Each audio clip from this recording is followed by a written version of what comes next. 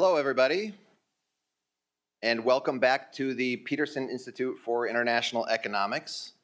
My name is Chad Bown. I'm the Reginald Jones Senior Fellow here at the Institute, and we are very excited to host this morning's event on U.S.-China trade. Presidents Donald Trump and Xi Jinping are on track to meet next week in Beijing. Obviously, a lot has taken place between the United States and China over the last year, over the last 8 years, and really over the last 25 years.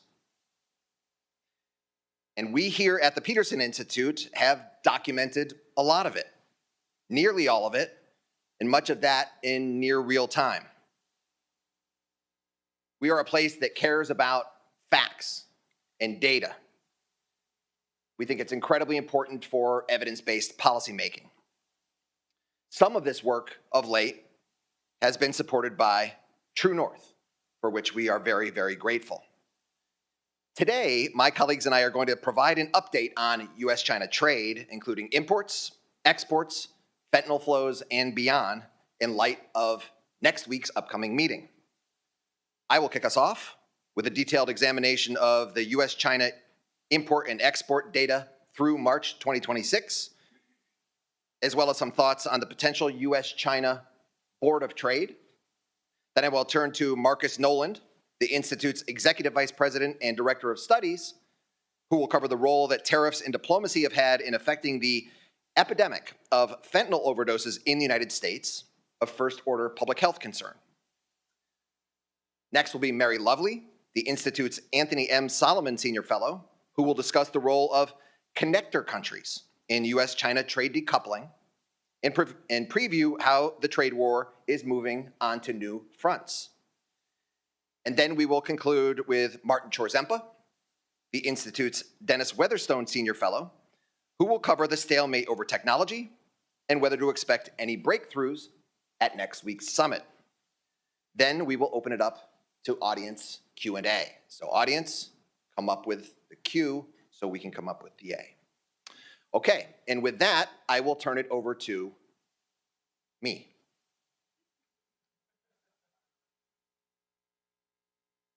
All right. So we now have U.S. trade data available through March of 2026. This dropped yesterday. Our friends at Census made this publicly available. March is the first month of, so what we're going to do is look at two sets of data, U.S. imports from China and U.S. exports to China. We'll start with U.S. imports from China, and this is going to provide an update to a piece I published back in March. Okay, so March 2026 is the first full month of data that we have following the February 20th Supreme Court decision that struck down the 2025 IEEPA tariffs.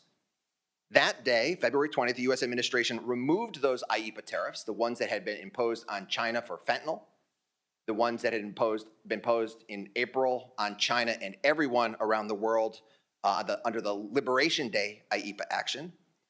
And the administration, so they removed all of those and replaced them with 10% across-the-board tariffs under Section 122 of the Trade Act of 1974.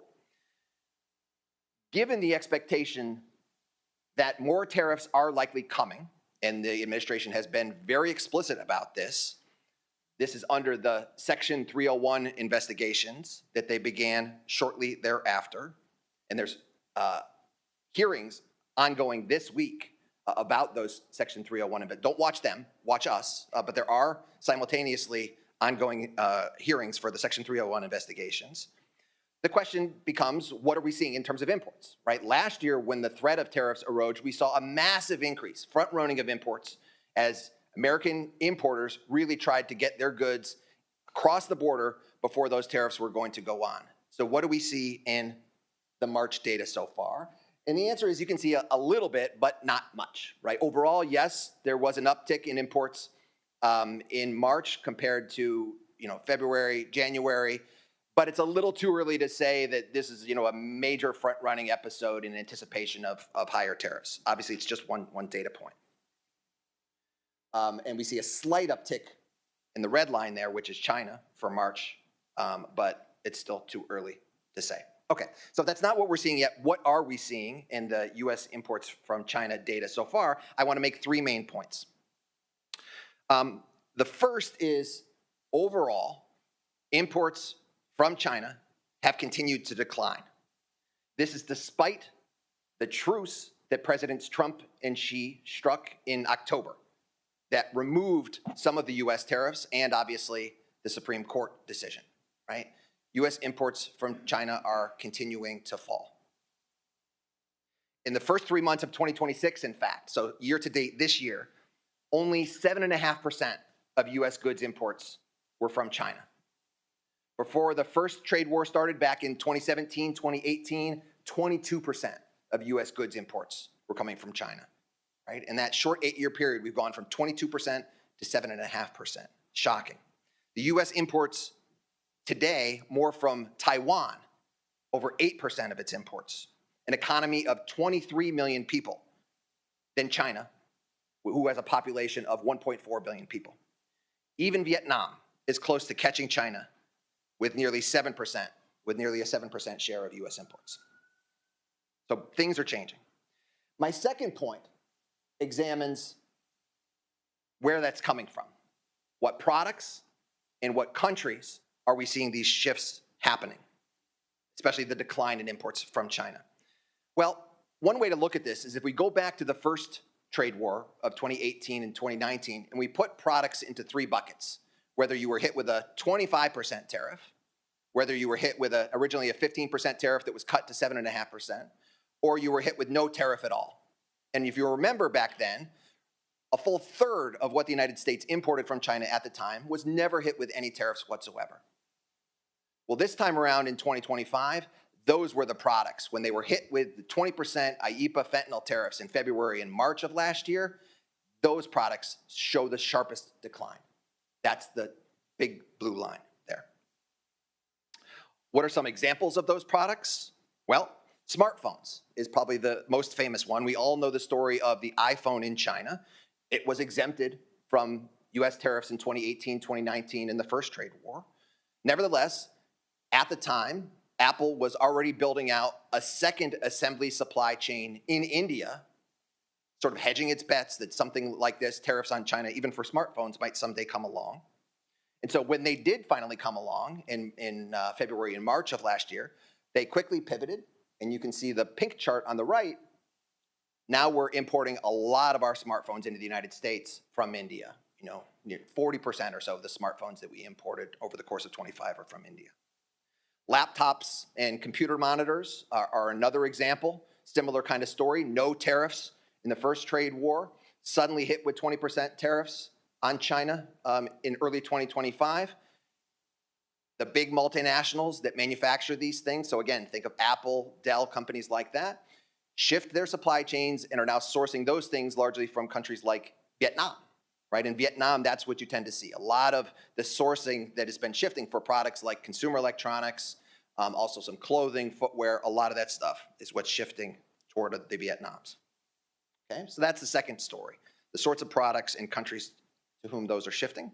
The third is really not about tariffs, but it was about China's response to the tariffs in the form of the export restrictions. So the major story of 2025, and it's going to be on the agenda hopefully next week, are things like rare earths and permanent magnets, right? In response to all of the administration's tariffs, China suddenly prevented exports to the world of rare earths and permanent magnets in April, May of 2025. None of us knew what those things were at the time, or most didn't, but it turns out they're an essential input for lots of things, consumer electronics amongst them, defense, of course, but also for the automotive supply chain. Right? They're the things that make your car go back, the car seat go backward and forward, the window go up and down, the mirrors work, the windshield wipers go like this, and without these permanent magnets, you basically have to shut down automobile production. Where do we get those from? That's the that's the bottom chart there. Even permanent magnets. We all know the story about rare earths, but permanent magnets are similar, right? We're mostly sourcing these from China. They have market dominance, market concentration. They were able to weaponize that. A similar sort of story happened later in the year when the administration rolled out some new export controls covering the subsidiaries of companies that were already on the entity list. Partially in response to that, the Chinese government decided to shut down exports of mature node semiconductors from a company called Nexperia. And you had to really, really, really be in the weeds of the data, and you can't see it. If you're squinting at this data here, looking for it, you can't see it in this data that I put up there. To be able to see that, wow, the United States, not only the United States, but it turned out the same automakers all over the world were incredibly dependent on this one Chinese company for these old semiconductors, mature node semiconductors, to go into auto parts that go into their vehicles, the same kinds of things. You know?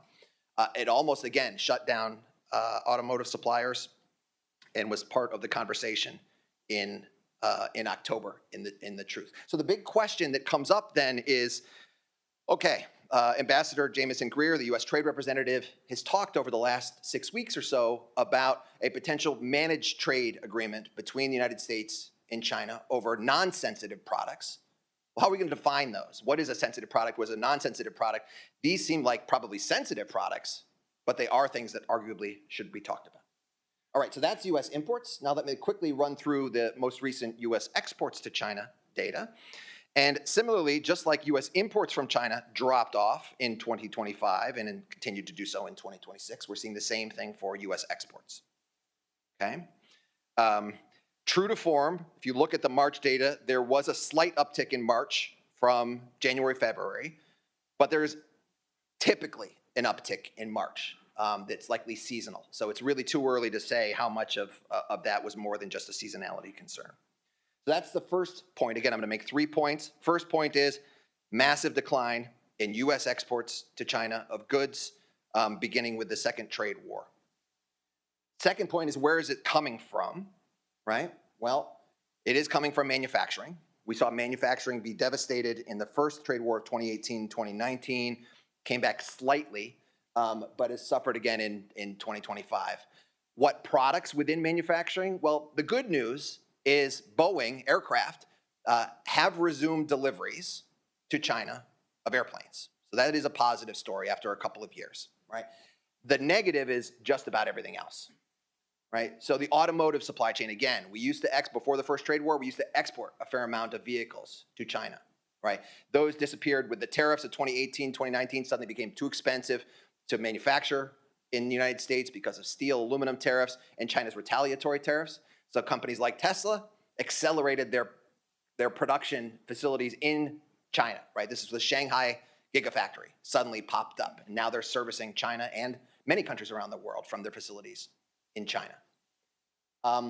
Semiconductor manufacturing equipment, right? The spike that you see there in 2021, some of that was a massive Chinese demand over concerns with U.S. export controls, hoarding equipment that they feared that they would be cut off from. Well, we've seen a significant decline since then. Part of that is they probably have stockpiled lots of equipment. But when you look at the data, they're also importing a lot of this equipment now from Malaysia and Singapore. And what's happening in Malaysia and Singapore? Well, a lot of the American companies that used to sell from the United States, so KLA, Lam, Applied Materials, they have been expanding their production facilities in Singapore, Malaysia, Singapore and Malaysia, so other countries in South Asia, to export around the world, including to China, right? That's not a tariff jumping foreign direct investment story like the Shanghai Gigafactory of Tesla, right? But it's kind of related. If it's now being more difficult, perhaps because of US-China tensions, to be able to ship stuff out of the United States, and China's an important market for you, subject to satisfying export controls, and I'm not saying that they're not satisfying export controls, but you're going to do these kinds of things to kind of get around these trade barriers. Okay. Third point is agriculture, and yes, agriculture was devastated in 2025, U.S. exports of soybeans, but it wasn't just soybeans, right? Soybeans fell by $9 billion or so, but it wasn't just soybeans. It was essentially every agricultural product. Cotton, beef, corn, wheat, pork are the ones I put up there. So far in 2026, right? Recall at that meeting in October of last year, President Trump said he got President Xi to agree to buy a lot more American soybeans. You can see a small increase, right? A slight tick up. but not nearly of the magnitudes that American soybeans farmers are hoping for or expecting, right? Okay, so agriculture also not good. We've got energy, that too has fallen off the map, but there's plenty of energy demand around the world for US exports, so even if China's not buying it, other countries will. To conclude, we have been told that there may be a deliverable coming out of next week's meeting between Presidents Trump and Xi about a managed trade sort of arrangement, this board of trade. So I have 3 questions about what that might mean that hopefully they're thinking about. The first is, again, as I said before, where do you draw the line between sensitive and non-sensitive products? And what are the criteria that you are using to define those?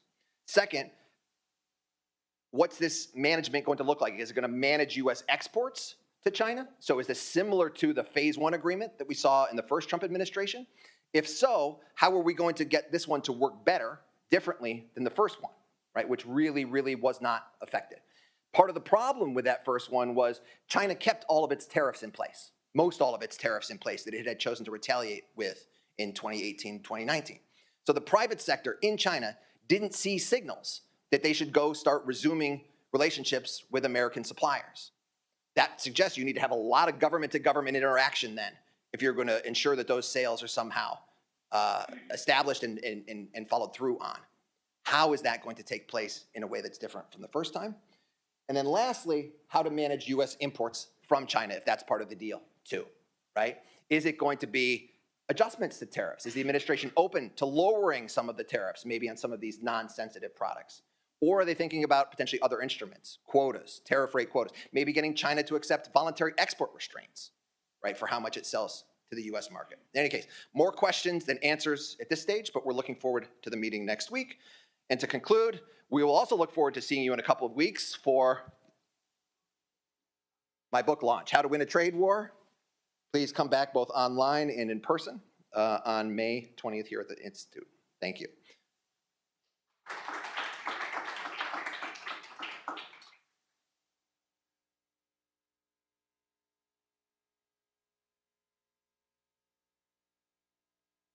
Well, I don't have a book to sell, but I am honored to be here this morning.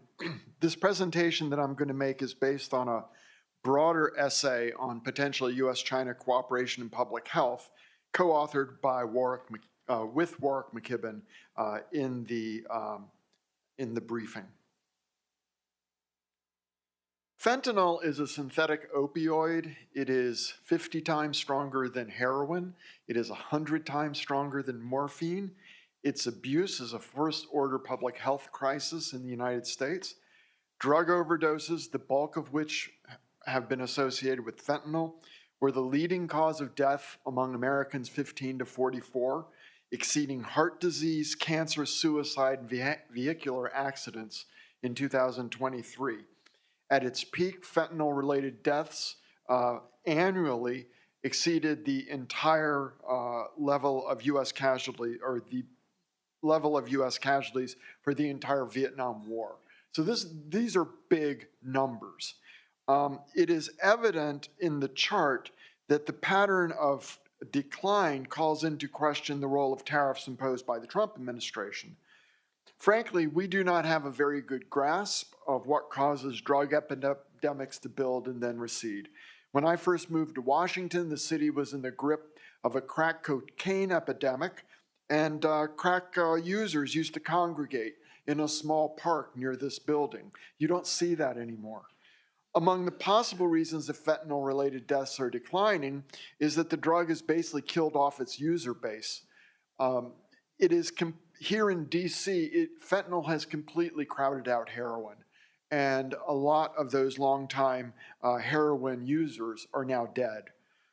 It could be that interventions such as Narcan have reduced overdose mortality. It could be that interdiction has improved. It could be that diplomatic initiatives have helped choke off supply. But the key point of this chart, and the one that I want you to keep in mind, because it's fundamental to the rest of what I'm going to say, is the pattern of these overdose deaths was they increased through the Obama administration, the first Trump administration. They rose, peaked, and then began to decline in the Biden administration and continued to decline in the second Trump administration. For historical reasons, China is the locus of global fentanyl production. And fentanyl has been a subject of US-China negotiations since the Obama administration and continuing on through the present time. In work that I did with Julieta Contreras and Lucas Rengifo Keller, we used transactions data to examine whether these various developments had an impact on street prices. And this scatter plot is a scatter plot of individual price transactions. There are two basic forms of fentanyl, pill fentanyl and powder fentanyl. The powder fentanyl is a relatively recent addition, and those are the yellow triangles down at the bottom. And then we also have data on purchases that were made in bulk, and as you might expect, bulk purchases get a discount. And you might be surprised, but even addictive substances show some price elasticity. There is some evidence that users vary the amount they use by price, but there's much more evidence that potential users vary their rate of beginning or initiating use depending on price. So there's a little bit of elasticity on the intensive margin, much larger elasticity on the extensive margin. But there is some price response to drug use and then by extension overdoses.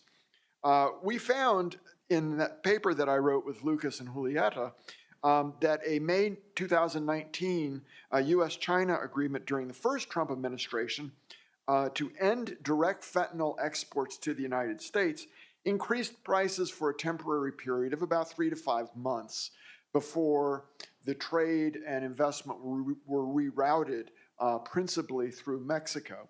But that price increase in late 2019 actually led to a reduction of overdoses by about 1,000 people during that period. So we have some evidence of some modest impact of diplomacy through the price channel. We did not find any evidence that other developments, such as then Speaker Nancy Pelosi's visit to Taiwan and the Chinese threat to suspend counter-narcotics cooperation, had any effect. The one thing that you can identify is that May 2019 agreement during the first Trump administration. US government data show that the purity of seized fentanyl powder began to decline in late 2023, with pill purity following in 24. So what you see in this chart, the dark line is that overdose. It's just the overdoses that were in the first chart.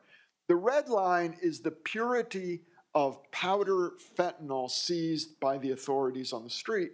And the dashed blue line is pill fentanyl purity. So you see a big fall in purity that coincides with the decline in overdoses. And a recent paper in the journal Science argues that the Chinese government intensified actions against purveyors of fentanyl precursor chemicals, that is to say the chemicals that are used to make fentanyl, on online platforms following a meeting between President Biden and President Xi in 2023. Which brings us to the Trump tariffs. In February 2025, President Trump imposed a 10% tariff on China related to fentanyl. The tariff was later extended to Canada and Mexico, and in March, the fentanyl tariff on China was raised to 20%. In November 2025, China agreed to tighten controls on 13 fentanyl precursor chemicals, and the US cut the tariff to 10%. The Supreme Court decision this spring on the PIIE case has now eliminated those tariffs in their entirety. So in conclusion, deaths from fentanyl overdoses remain a top-level public health issue here in the United States. In addressing this problem, it is incumbent upon us to address the demand side through a variety of outreach and recovery strategies. Yet at the same time, the supply side matters. There is some evidence that interdiction works, but cooperation with China, Mexico, and now India, which has emerged as an alternative source of precursor chemicals to China will be necessary. But clearly, tariffs are not central to this story. Variations in tariff levels in 2025 and 2026 cannot cause a decline that began in 2023. We do not yet have data that would allow us to evaluate the Trump fentanyl tariffs or its subsequent cut and elimination. We do have evidence that diplomatic engagement has had benefits. It is logically possible that the imposition of tariffs and their subsequent reduction have generated more cooperation from China than would have otherwise occurred and further reduced overdose deaths, but there is no evidence of this at this time. By the same token, it is possible that the imposition of the tariffs could have had a perverse effect of reducing Chinese cooperation. We simply don't know. I thank you for your attention, and I look forward to our discussion.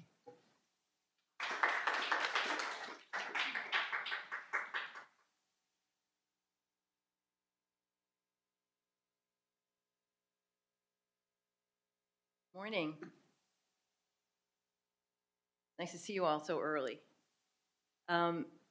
Both Mark and Tad talked about the role of what I'm going to call connector countries, third countries. In a globalized world, when there's an action that affects one country differentially, in this case China, in the first trade war we saw tariffs only on China. In the more recent Liberation Day tariffs, we saw differentially high tariffs on China. In a world such as that, you're going to see the location from which goods are shipped, the location of FDI, change in response to these tariffs as goods seek the most efficient route to get from production to the US market. So we're looking forward to the President Trump, President Xi summit next week. And there's going to be a large number of topics, we think, on the menu. The Iran war is very likely to come up, the Taiwan issue, export controls and counter controls. Chad mentioned the possible board of trade. There's some talk about a possible board of investment. And then, of course, perhaps Chinese mandated purchases, soybeans, aircraft, beef. Largely, though, I put this little comic here about kicking the debt down the road, which is also relevant here, but we expect that a lot of the big issues will be kicked down the road again. The two leaders are expected to meet several times over the next year. So what is newsworthy or really happening? We want to look behind the scenes and look at what's going on right now. What we reached last year in October was a kind of a peace between the US and China. And I think we've all enjoyed having this lull in activity. But in large way, it was a stalemate.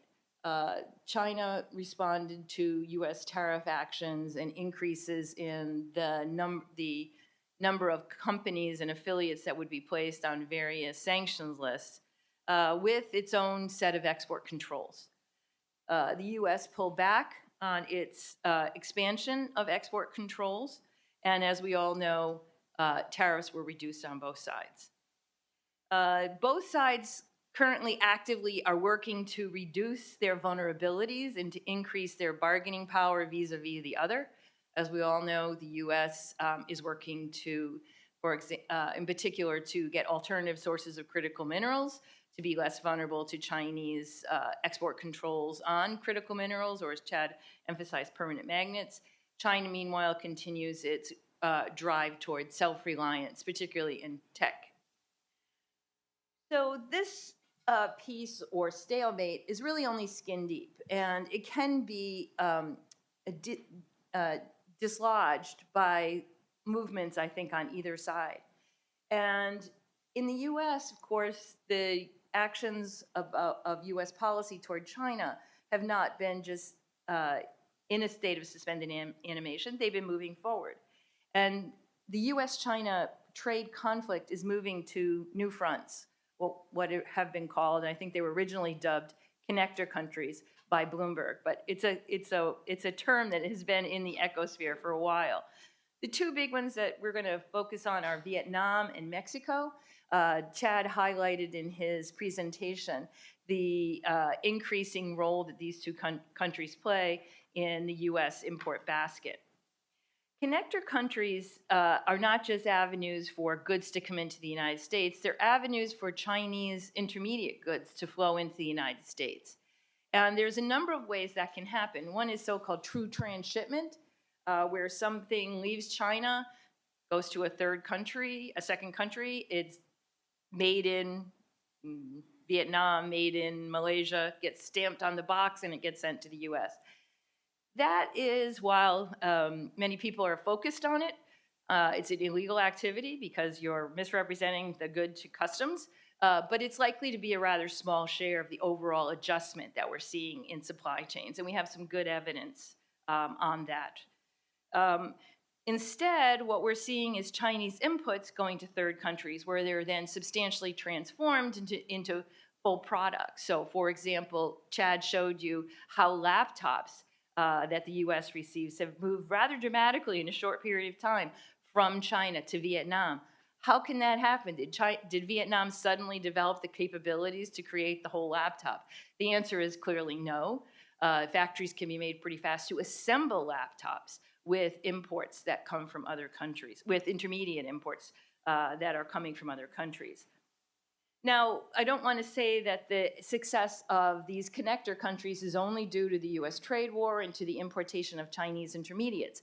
There's a lot of good evidence that their export success has been happening for probably 20 years. They have been involved in their own development odyssey, increasing education rates, improving the conditions for foreign direct investment, making changes to their trade policy, signing trade agreements. All these are important. But we've seen a rapid acceleration of these exports to the United States in particular in the face of the trade war. I think something that Chad's graphs with where individual products are coming from makes very visually clearly. So the connector countries, we can know, have both increased their share of US imports, but they've also increased their importing from China themselves. So on the left-hand side, it's the change in US import share for selected trade partners. Taiwan has had the largest bump up, a little over 4%, 4 percentage points increase in the US market, which you can imagine is a big market. That's a lot of goods. A lot of that is due primarily to the AI boom. And they're not really going to be a focus of what we're studying here at the Peterson Institute. Vietnam and Mexico, however, both of whom have increased their share of the US import market, are countries that have changed their own importing behavior. And if you look over at the right side, you see Vietnam in particular has really increased the share of its imports that come from China directly. We also see Mexico and Thailand. Malaysia is another country, but they have really not gained as much market share in the US. What we know about these trade flows is a number of things. First of all, the connector countries, as I mentioned before, were already gaining traction. So there was a hospitable environment there for supply chains to move rather rapidly. There's mounting evidence that US tariffs on China accelerated these connector countries' exports to the US of goods that were hit by tariffs. So economists have done detailed work of looking and saying, is it the products that were hit with tariffs that we see becoming success stories of exporting into the United States for these connector countries? And the answer is yes. There's good evidence now at the micro level that is a causal relationship.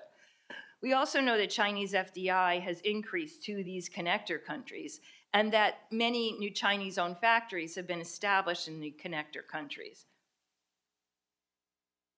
Finally, in work that I'm doing right now with my colleague Christine Wan here at Peterson, we are tracing the value added in the imports that are coming from these countries into the United States.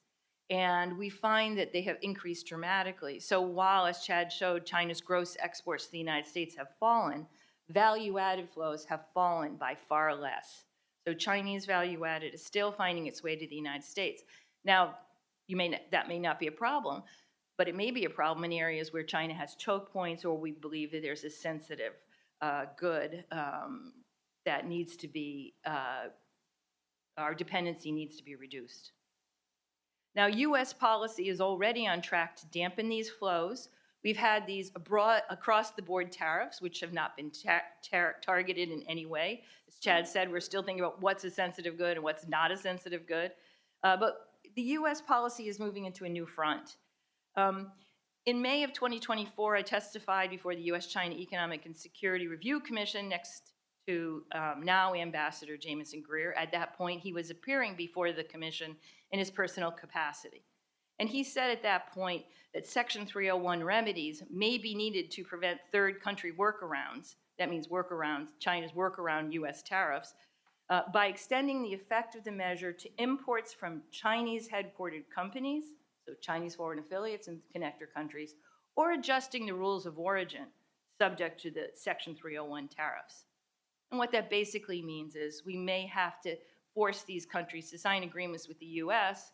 to limit Chinese intermediate inputs in their goods. It's kind of a bastardization of the concept of rule of origin, which we think of in terms of preferential trade agreements, but nevertheless, that is the term that is being used. Today, we know that 2 new Section 301 investigations have been opened and are ongoing and are having public hearings, and they may prove fateful as we look forward. We may say that's the time when this tension between the U.S. and China really became globalized and moved to the connector countries. The first investigation is into 16 listed economies, acts, policies, and practices related to structural excess capacity and production in manufacturing sectors. This includes China, of course, also Vietnam and Mexico, but many think this is a way to restore tariffs on these countries themselves, proper. The second investigation is quite different. It lists 60 economies, acts, policies, and practices related to the failure to impose and effectively enforce a prohibition on the importation of goods produced with forced labor. The 16 economies mentioned include China, Mexico, and Vietnam, among many others. So it's direct related not to not only to these countries' forced labor practices within their own borders, but to the forced labor practices of their trading partners. If we look at the most recent agreements of reciprocal trade that the U.S. Negotiated under duress with its partners, we can see some clues as to how the U.S. might go about this process. These agreements are legally binding agreements that define favorable conditions for U.S. exports and investment while linking market access into the United States to certain trade, regulatory, and national security measures. That is how they're described by the USTR.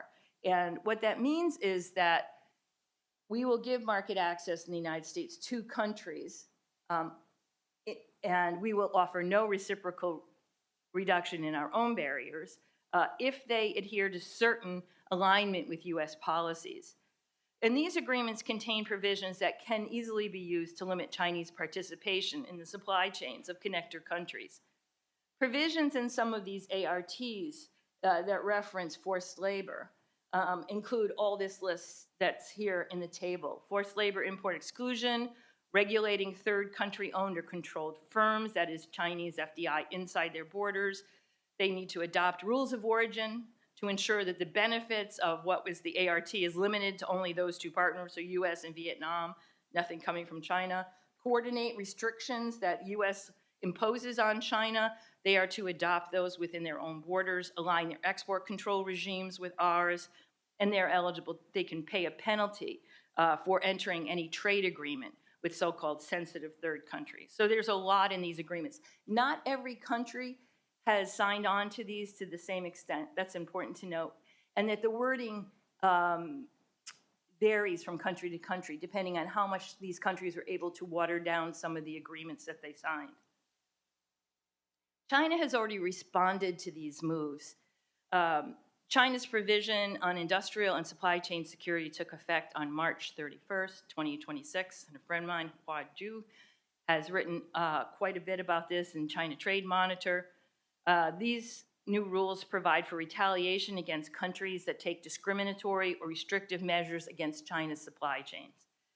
The rules explicitly counter extraterritorial applications of laws affecting China's supply chain. So think extraterritorial application by the United States to third countries that affect China's supply chains.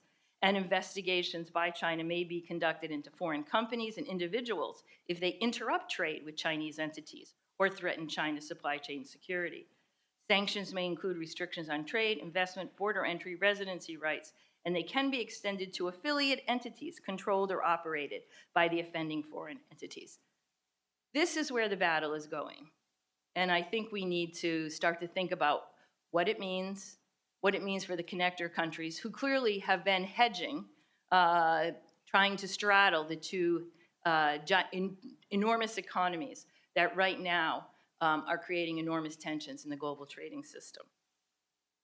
So the trade war may be downplayed in Beijing, but the conflict is coming to new fronts. And stay tuned at PIIE. Thank you very much.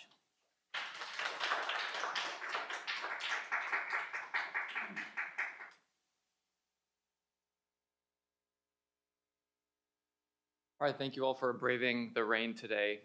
Mary kind of perfectly segued into my presentation, which is going to focus on US and Chinese controls on technology and the ways that firms are increasingly being put in untenable positions where they can't comply with both regimes and thus are going to be in violation of Chinese law or US law and don't really have any way to spare it anymore. If we look going into the summit, actually, the technology front looks relatively calm compared to past administrations. So I've been paying attention to export controls and investment restrictions now for about 8 years. And for much of this period, especially under the Biden administration, it felt like drinking from a fire hose. By the time we would download the latest Chinese entities that are on these restrictive lists, there would be a new one on by the time we could put out a blog 2 days later. But instead, under the Trump administration, the second Trump administration so far, this has kind of slowed to a trickle. And I'll get into a little bit of why this is. And also, many Chinese measures that they've put in this last year or so have been walked back or paused as well. So it kind of looks calm, like, okay, maybe the summit could cement this agreement and everything will be fine. But actually, underneath the surface here, we see a lot of pressure brewing. And one of the most interesting areas that we've seen this occur in is related to financial sanctions, where the US has put sanctions on Chinese so-called teapot refineries, which are allegedly involved in Iranian oil trades. And for the first time, China has invoked its blocking statute to tell domestic entities and any foreign entities in China, you cannot comply with the US sanctions. They have never done this before, and this is a sign that China is increasingly confident and is willing to use these tools in ways that will be challenging, that directly challenge some of the US's most powerful tools of economic statecraft. So we're going to see continued technological competition, and I think we're just going to end up kicking the can down the road. But I'll get into those and US-China AI competition in the next few minutes. So we'll begin with the state of play of controls. The US, I mentioned for about 8 years now, has been building out this control regime on China in sensitive technologies. Most of this is focused on leveraging choke points in the semiconductor sector, which has also involved coordination with US allies. This started with Huawei and ZTE. Now, over 1,000 Chinese firms are on the entity list for restrictions, and there are these restrictions on any Chinese entity or any entity in China to buy advanced AI chips or semiconductor manufacturing equipment. But these were previously updated quite regularly and since have paused. So the second Trump administration has decided not to implement the AI diffusion rule that the Biden administration came up with near the end of its tenure. It banned the H20 chip, which NVIDIA created specifically to comply with export controls in the Chinese market, and then a few months later unbanned that chip, and then now has allowed NVIDIA to sell the H200 chip in China with some restrictions, which is much more powerful than the H20. So if we're looking for where have things tightened under the Trump administration, it's hard to see it. They tried to tighten, as Chad mentioned in his talk, this loophole with subsidiaries, where if you were on the entity list, say Huawei is on the entity list, they could create a subsidiary somewhere, and that subsidiary could then just start buying US goods as if there was no restriction. But the way the US tried to plug that led to Chinese retaliation.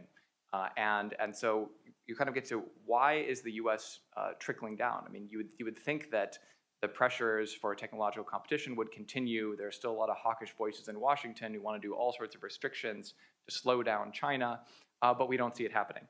And the key reason for this is what's changed on the Chinese side. For much of this period over the last 8 years, the US could put restrictions on China, and China did not retaliate at all. So unlike in the tariff case, where China would respond kind of tit for tat with similar tariffs, US would put export controls on, and China would respond with nothing. But that really began to change in the late Biden administration, and then fundamentally shifted in April and May of last year, when China included controls on some of its choke points in rare earths in response to the tariffs from the United States, thinking that there's a lot more, the trade is so imbalanced that US tariffs on China negatively affect China more than a similar tariff on US exports to China. But China then realized that these export controls on its side could actually be its trump card, excuse the pun, which has, every time we talk to Chinese interlocutors, they say, we have found our counterweapon. And so we think that now the US will not dare to increase its controls, and that's what we've actually seen, that China seems to have gotten the US into a stalemate. And this was most visible in late last year when this affiliates rule came out from the US, this 50% rule. If you're a subsidiary of Huawei, we're going to treat you the same way as the parent. And China's response was to create this incredible global sweeping control regime, which would have, for say, a military export from Europe to the United States, would have required an extraterritorial Chinese license. And it was an extraordinary step up that was kind of like a strike saying, hey, US, we're not in this old world anymore. We're in a new strategic world where we're going to retaliate even harder in some cases when you put restrictions on us. And then this blocking statute I mentioned earlier, this has been on the books since 2021. But if we compare the Iran sanctions today, where China has said don't comply, with the Russia sanctions of a few years ago, when the response of Chinese banks was, if a Russian entity is on the sanctions list, we're pulling back because we're too afraid of getting ourselves secondarily sanctioned by the US. Now we're seeing open defiance. So China is just so much more confident. What that should tell us going into the summit is that China sees its position as very strong, and the likelihood that it actually gives serious concessions to the US is actually quite limited.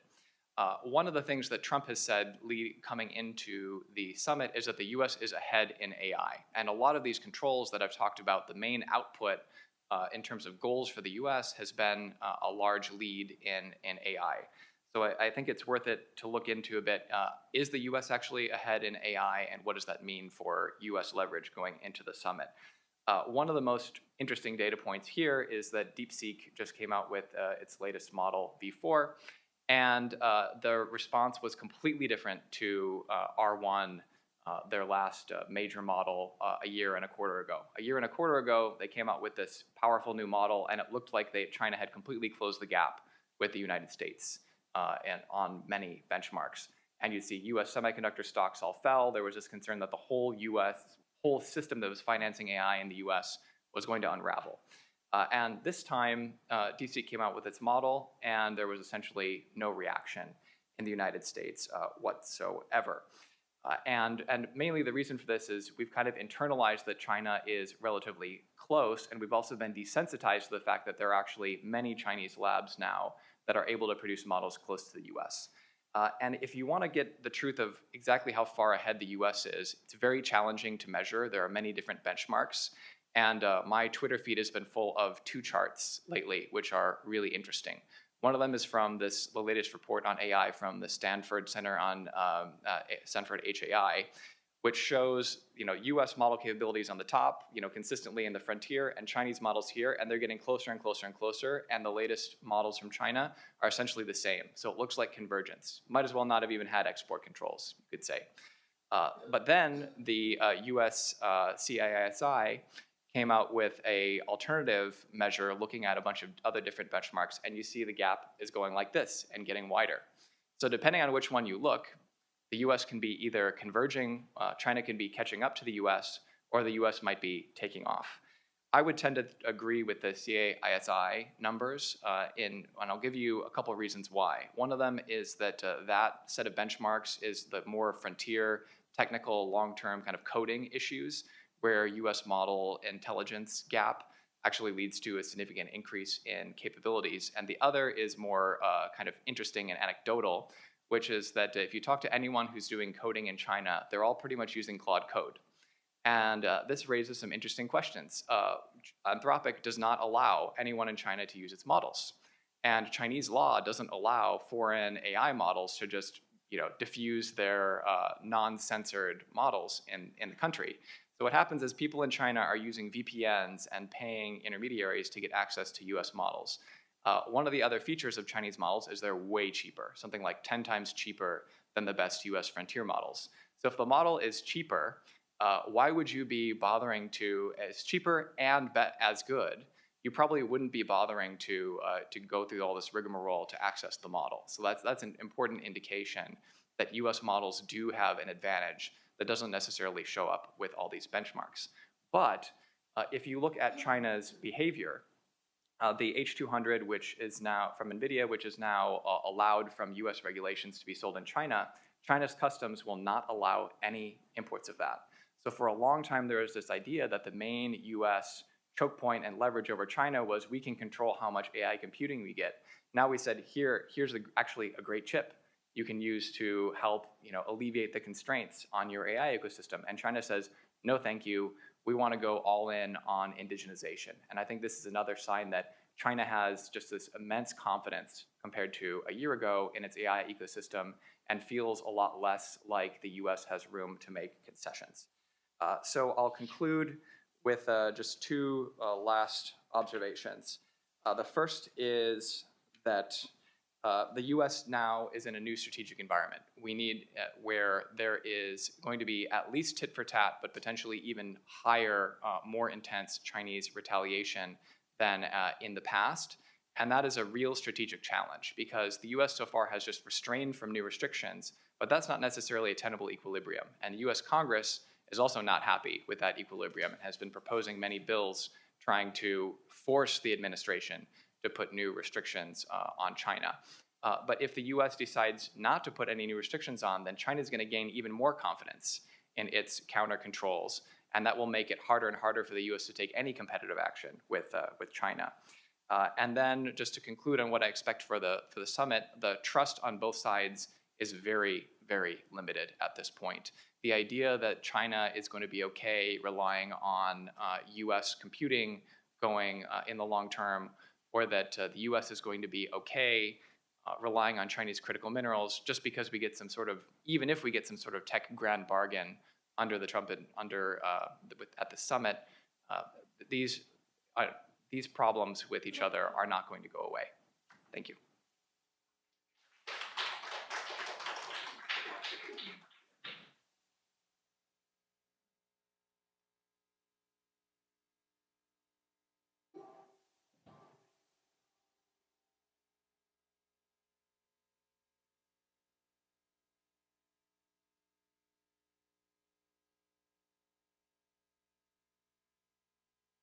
Okay, I am going to moderate a conversation, and what I'm going to do is ask sequentially each of my colleagues one question, and then we're going to open it up to general Q&A. And so maybe I'll start first with Martin, since you were just telling us a fascinating story there. So one of the what you ended on, right, was that China says no to the H200, even though we're suddenly now offering it. It stands in quite contrast to China suddenly offering us rare earths and permanent magnets. We're not in a position to say, no, thanks, we don't want it, right? So it really does, I think, exemplify how the change in leverage, at least, has evolved over time. So, Martin, I had a political economy question for you. one of the things that I have noticed in Washington is how the role of the private sector seems to have changed in the engagement with China. And I wanted to get your sense of that. And so here's my sort of data point as evidence, right? You look at today what's happening with the ongoing Section 301 hearings. There's thousands probably of submissions and dozens and dozens and dozens and dozens of folks showing up to testify in these things. And it's not just this 301 investigation that's ongoing against China, but all these other countries as well. It was the same thing in the fall when you looked at the USMCA review hearings that were held, right? Something like 1,500 submissions, 3 days of hearings. We go back to the original Section 301 investigation on China back in 2018, same kind of story, massive engagement by the private sector. When I looked at the Section 301 investigation into the Phase 1 agreement and the hearing that was held in December of last year, you know, so if we're normally thinking of thousands of submissions, dozens of folks showing up to testify, at that hearing, there was 11 entities that showed up to testify. For context, there were 15 government officials in the room. So there were fewer people showing up to testify than there were actually government officials there to hear them testify. There wasn't days and days of hearings. It was 3 hours of hearings broken up by a 90-minute lunch. And there were only 80 submissions total, right? Of which a quarter was just the farm sector saying, please stop imposing tariffs because our exports have gone to zero. So in a sense, the American private sector has essentially disappeared, right? On the issue of China and engagement and a lot of these issues. And so the question is, well, how do we find out now? You know, when China makes all of these new announcements that you mentioned, that Mary mentioned about all these new regulations, blocking statutes, supply chains, what they're doing there, export controls, how do our firms provide that information to the government in the ways that, you know, seem now to not be working? One thing that I have found is it's actually very useful to go see what the Europeans are doing, right? The EU chamber just put out a report in April about its concerns with the Chinese export control regime. So we're having to look elsewhere for the private sector because the American private sector has been relatively silent on a lot of these issues. Am I off on that, or what's your sense for how the political economy seems to be changing here? Yeah, I think the hawkish consensus on China in the U.S. made it very challenging for firms to speak out. And in this case, on tariffs, I think what's been quite striking is that firms, even ones that are pretty heavily negatively affected by them, have not been willing to report. And one of the things that that really stuck out to me in the past few years is that one of the firms that had provided a lot of information to the U.S. government in order to help negotiate a trade deal in the past was kind of dug up and open and used against them later on to kind of impose tariffs that would negatively affect that firm. So there's just much less trust in that the U.S. government will be careful with business confidential sensitive data. That's one point. The other is that in China's case, China can just immediately impose some counter negative impact on a U.S. firm without announcing anything. Just, you know, inspections in their factories that shut them down, or you know, phytosanitary measures, you know, can't export anymore, can't get through Chinese ports. And that means that taking any action that China sees as negative, you know, reporting to the U.S. government publicly or privately, can be seen as something quite negative. And we saw this with Micron a little while ago, I think it was a couple years ago, where they were seen as lobbying for restrictions on Chinese competitors, and then they were labeled this kind of supply chain risk in China. And that's kind of been a little bit papered over, but China's now firing these shots saying, we can't get this information. I agree that Europeans are a great place to get this, in part because they've just been far more, than many people in Washington would say, naive about China, and continue to make major foreign direct investments in China that exposes them more to this business environment. And what's interesting to see is that the European Union has also put in some of these supply chain de-risking measures. And the challenge for these firms is, even if you just want to figure out how much China exposure you have in your supply chain, let's say you want to figure out if there's Xinjiang exposure somewhere, your supplier's supplier's supplier. You try to get that information, the person in China trying to pull that information for you might get arrested. So it's just become extremely challenging for firms to balance this. And I think China, for a long time, wanted to project this idea that China is this great business environment. Everything is fine here. We don't put restrictions on what you can sell like the US does. But now they're so frustrated with US measures that they've kind of thrown that out the window and are happier to say, we're going to focus on our own security and force you not to do the diversification that your government, US and other governments, are asking to be done. Thank you. And the Xinjiang reference, of course, is to sort of the forced labor concerns that have come up under various countries' statutes. Mary, connector countries. So fascinating look at the data and laying out of all the issues, and really appreciate the way you have identified and characterized the number of different ways that the administration is sort of going after this. I wanted us to think a little bit harder. You really provoked this in me about what it is. You mentioned the Chinese, workaround in the sense of, you've got a country like Vietnam, and now all of a sudden we have a lot of new investment that's taking place in Vietnam, and maybe some of it's moving out of China. We've got now more inputs coming from China into Vietnam, ultimately for a final assembly to come to the United States. The administration characterized that as a workaround. I guess the question that we need to be thinking about is, what of those workarounds are we really worried about that do merit some sort of policy action, and which maybe do not? And maybe it's just sort of normal economic activity and isn't something that we should necessarily be worried about, because you can't deal with all of it, right? So I guess the question is, which of it should you deal with and which of it should you just let be? I came up with some ideas that I want to throw at you, and then I'd be curious both for your reaction and if you had others. And this is sort of getting at the question of, in this sense, right, when you think about Chinese value added and U.S. imports coming in from Vietnam, what should we be worried about? What's sensitive? So one is, something that could still be weaponized, potentially, from China, from Beijing, even though it's now going through Vietnam. So maybe if it's some essential input, right, if it's rare earths, and okay, now Vietnam is doing permanent magnets, but they're still reliant on other Chinese firms at home for the rare earths that go into the permanent magnets. You haven't solved that problem. That's still something that maybe to worry about. So if there's still a choke point, a market concentration problem that you haven't been fixed, that's something you'd want to deal with. Maybe there are concerns about forced labor, environment.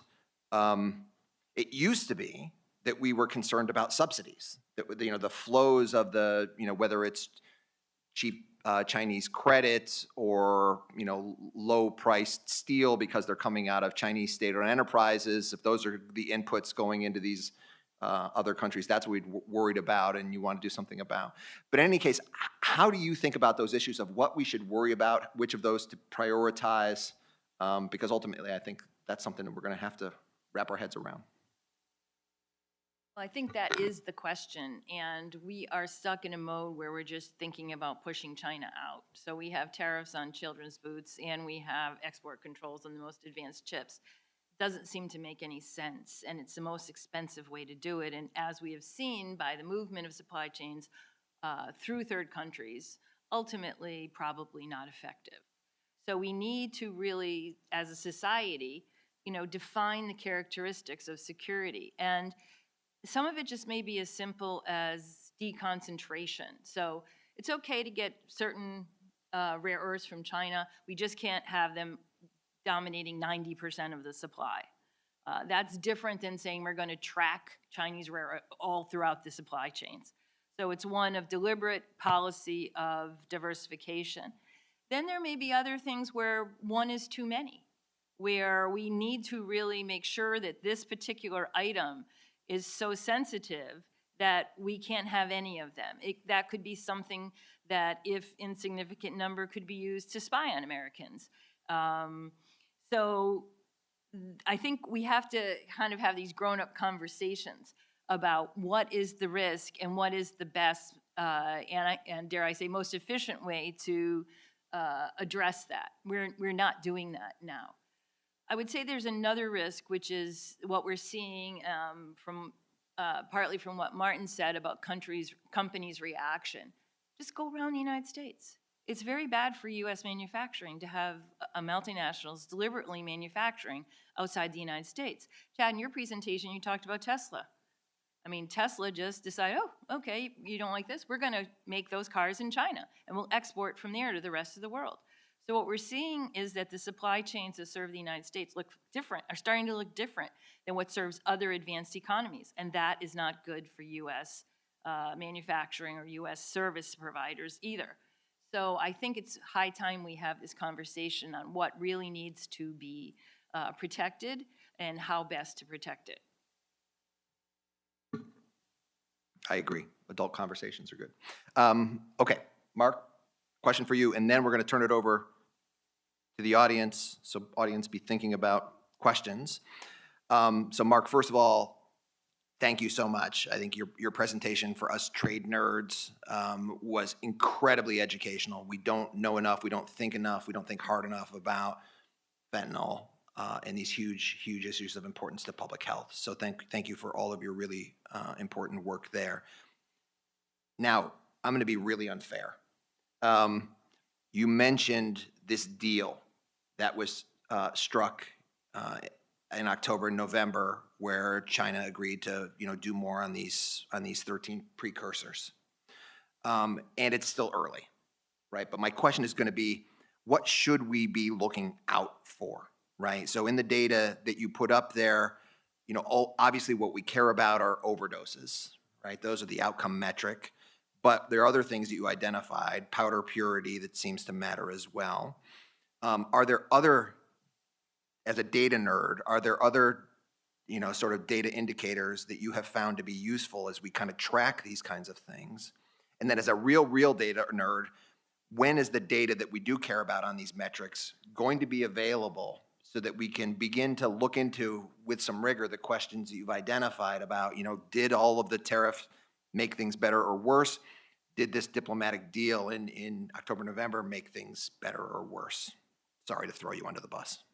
Okay, so starting with the end, the CDC has continued to produce the overdose data. They've just gone through another round of layoffs. So, our ability to get the overdose data remains uncertain, but I have as much as they have made available. Same with the price data. It appears with a lag. So at some point, in principle, we should be able, probably in a couple years, to evaluate the impact, if any, of all the Trump tariffs and then the subsequent elimination of the tariffs. On the sort of probably more important question of how do you evaluate the November agreement and what it may have. So the argument is that as the precursor chemicals dry up, production of fentanyl dries up, and so the people who are selling it increasingly dilute it, and that's the whole purity argument. So what you would be wanting to look for is extremely granular trade data or custom seizure data on these chemicals from Mexico. So China to Mexico is what you'd be looking at. But then you also increasingly have to look at India to Mexico, because as China has tightened up, people increasingly source these products from India. So, those are the sorts of things. And now you're basically law enforcement level in the weeds of trying to track this stuff. Okay, we're going to turn it over to the audience. Go ahead, Tianlei. And please introduce yourself and then start with your question. I'm Tianlei Huang from the Peterson Institute. This is probably a question for Martin. You mentioned the latest Chinese move to block U.S. sanctions. My question is, what does it mean for the Chinese banks? I mean, as you said, this is probably the first time that China used its anti-sanction, foreign sanction legislature in such a high-profile way. In the past, my understanding is, which could be wrong, is that those Chinese banks in the past, they just comply with US sanctions. They don't deal with those Chinese entities listed on SDN. But this time it's different. I assume that they're Chinese and they're still owned. They have to comply with Chinese laws. But all of them, I think, have some sizable dollar business as well. So if they comply with Chinese laws, there's a risk that they may face secondary sanctions by the US. And if that happens, I think we will be really heading into a much more dangerous phase of US-China decoupling with potentially far-reaching consequences for the global financial system. Am I over-worried? What do you think? Or is it just both sides trying to build leverage ahead of the summit and none of this is gonna materialize? Thank you. It's a good question, and your worries are well placed. Yesterday, Secretary Rubio said, if you don't comply with the sanctions, we are going to hit you with secondary sanctions. He wrote that on a Twitter post. So he's not signaling that the U.S. is going to back down. Now, the interesting thing is, where does this go? So if for example, the really large Chinese banks are interacting with these entities, then those are probably not where the U.S. would start, right? You're not going to put ICBC. If you put ICBC on the SDN list, that would be, like a nuclear bomb for the global financial system. So I think the Chinese side does not think the U.S. is going to go there. Maybe would try to start with some much smaller Chinese bank. The way that Chinese banks have dealt with this in the past is that some small bank with very little dollar exposure is the one who handles the sanctions. Think Bank of Kunlun, for example, that then is kind of isolated from the rest of the system. But this is just, it is really extraordinary that China's had this on the books for many years and just has not been willing to use it for exactly this reason, is that the Chinese banks themselves are in the most untenable, scary position because they are doing something that's in direct defiance of US rules, but they really do need the dollar. If you look at China's trade, something like 72% of China's trade today, according to the PBOC, is handled not in renminbi. And a good portion of that is in dollars. Financial flows are also significantly in dollars. So those banks cannot afford to lose access to the US dollar. But I think China's looking at this and saying, we can do this, and the US side is not going to dare to go there. So it's a very dangerous game of chicken that we're getting into here. I think we have time for one more. Thank you so much for the panel. I'm Anna Swanson of the New York Times. I have a question probably for Chad and Mary about the Board of Trade approach. I wondered if you could just elaborate a little bit on what you think the implications or effects of this might be. There is a long history of the U.S. and China dialoguing over trade. Do you think, anything is different now? Thanks. Thanks for the question, Anna. I think they've kept it pretty mum because it's probably not clear what the Chinese will accept in this realm. The realm of possibility spans from this will be a forum for us to discuss our differences to fears that it will be just outright managed trade. And I think that's not only, people like us who think, hey, that's not, free market activity, that's government dictated buying and selling. But the ones who would be most worried about that would be firms that are on the front line about that. And a lot of those firms, in fact, are not US-owned firms because the US firms don't do a ton of production in China and then selling back to the United States. It's oftentimes other foreign-owned firms that are operating in China. So I think we have a really wide range of possibilities here. And the question is, under what statutes will this be done? And as we've seen, the Trump administration has been very willing to bend statutes, bend authorities to do what they want to do, and then those uses are challenged in court. So I imagine whatever comes will also be challenged in court. Chad? Yeah, I guess I would just pick up on something that Mary said, which is this issue of government-dictated buying and selling, right? And I think there's very much the perception in Washington that, well, that's the Chinese economy, right? It's a non-market economy. It's the Chinese Communist Party dictating to firms, what they can buy and what they can sell. And some of that is true, but probably not as much as what Washington thinks. But that's sort of the perception right now. And it's being reinforced by the fact that, China isn't buying stuff, right? It isn't buying American exports. Now, to be fair, China hasn't been really buying anybody's exports over the last 5 years, right? Its imports from the world are kind of flat despite its exports booming, despite the fact that it has continued to grow. So it is clear at some level that the old system of trying to engage in trade with China by negotiating over things like tariffs and then rules on subsidies and things like we did under the old, WTO system didn't work. So there is a need to do something very, very different from how we have done it in the past. But what that's going to mean, I don't know. It could be the administration is saying, well, if you're going to continue to be a non-market economy, we're going to have to treat you like a non-market economy in the extreme, right? And figure out what it is in this board of trade that you're allowed to sell to us, and we're gonna sell to you, right? I think clearly nobody wants that, but the Trump administration, has a tendency to kind of stake out extreme positions and then negotiate it from there. So maybe it'll be something backed off of that, but I think at least, again, this is one of these adult conversations that I think we need to begin to have that we have not really had yet. So with that, I'm sorry, we're actually over time. I want to thank everybody for braving the weather here in Washington, D.C. and making it into the Peterson Institute this morning. And thanks again as well to everybody online for joining us. And we look forward to seeing you again in a couple of weeks for How to Win a Trade War. Thanks, everybody.